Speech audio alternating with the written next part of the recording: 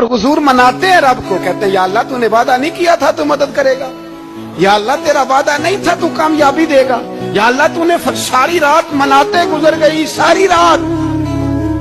सुबह का उजाला चमका तो हज़रत अबू बकर फरमाते इतना लंबा सजदा किया, हुजूर सजदे में थे, मैं देखते देखते थक गया, मैं सजदे की हालत में ही हुजूर पर लेट गया, लिपट गया।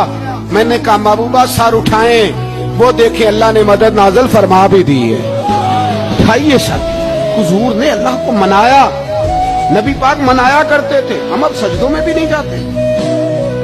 इतनी सो गई उम्मत, सजदों तकरीरों से इनकलाब लाना चाहते हैं, हम खाली नारों से इनकलाब बर्पा करना चाहते हैं। लोग जब रोते थे, बूढ़े लोग सजदों में, और आलिम फाजल सूफी की तो क्या बात है ना, वो तो अल्लाह के नुमाइंदे हैं कि जिसके सिर्फ सफेद बाल हो जाएं।